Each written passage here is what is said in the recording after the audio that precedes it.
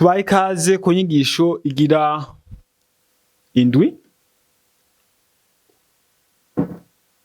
muri business y'ubumenyi, uburyo ushobora gutanguza business y'ubumenyi. So tugoma turabire hamwe muri nyigisho igira indwi. Iyi ni business y'ubumenyi tegwa na Menya Space. So branding ni marketing ni iki?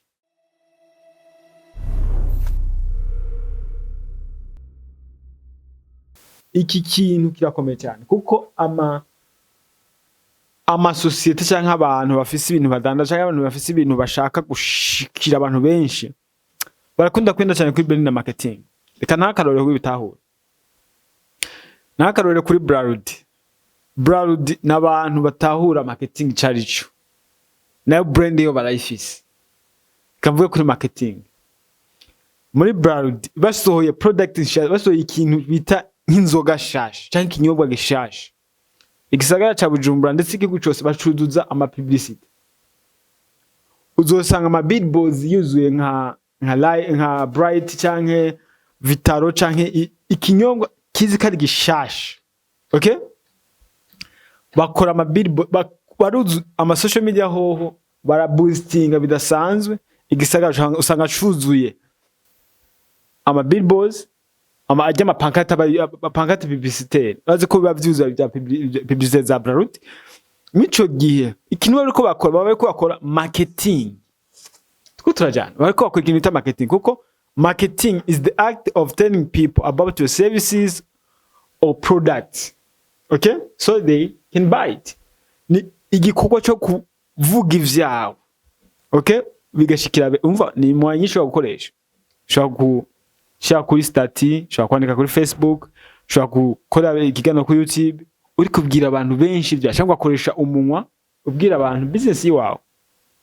Mwico gihe uri gukora marketing. So marketing rero be careful. Marketing bisaba ko witonda cyane muri marketing. Muri marketing mugihe ufise nka business cyangwa mu gihe wavuze ati ngoma ntango gukora kuri internet. Mugihe uri gukora marketing. Marketing niza kuvyara branding. Witonda. Mugihe ufise business cyangwa mugihe ufise ikintu cyose ushaka kubwira abantu bazogushore, witonde kuko uzokenera. Bashaka kuvuga ati okay nzokenera logo, none logo izogizwe n'ikintu bita color palettes.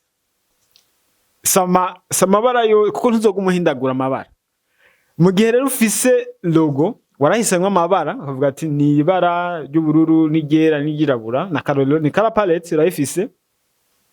Muri logo harimo fonts uzogumana muri publicity. Tuko turajana ikigira gatatu twavuze logo, ama fonts na color palettes. Halo style ya video uzokoresha, style ya visuals ukavuga ati uzokoresha ama flyers. Abantu bakora ama design wawe baguma bakoresha za color palettes na fonts. Okay? Zimwe sinzi kuri aba Blood nataza kuri Blood uzoraba nk'ibara ya Bright bafise ibara rimwe. Bariko bakora marketing bavuga ati kuko marketing ni kwiga uburyo abantu biyumvira. Ku buryo umuntu abonye ikintu ciwawe akavuga ati okay Bright isa na yellow canke akandi karo nka limited rijya bara rya limited rijya nti si par accident. Mu gihe bohindura ibara bavuga ati iyi si limited bafise ibara risa gute guys, risa gute rya limited mu Kirundi ni yellow. Okay ni John ariko si Kirundi. Mu gihe limited yohindura ibara iyo bihindutse complètement.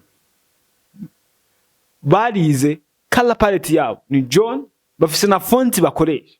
Bavuga ati tugomba dukore publicité ku buryo ibi bintu uko twakoresha publicité bizosigara mu mutwe w'abantu. Ni mico gihe rero marketing za kuvyara branding. Branding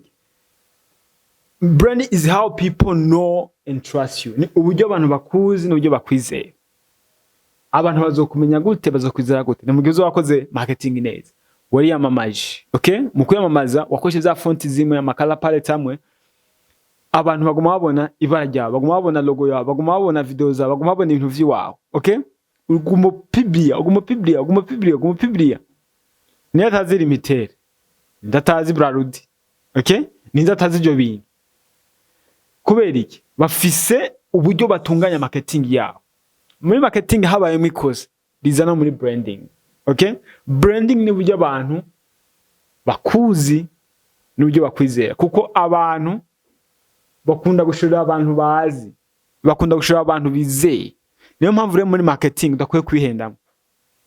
Mu nyigisho y'ubumenyi, business y'ubumenyi, okay, muri business y'ubumenyi utegereza gutahura branding cyarico na marketing cyarico, kuko utegereza kumenya kuri branding, utegereza kumenya kuri marketing, kuvuga ati ngomba abantu benshi bamenye kandi bamenye bagira ikintu basigaranye ku buryo bashobora no kurokomanda bakantanga ku bandi bavuga ati okay ni service ramenya hub space, okay ni iki kintu ramenya hub space na karorero.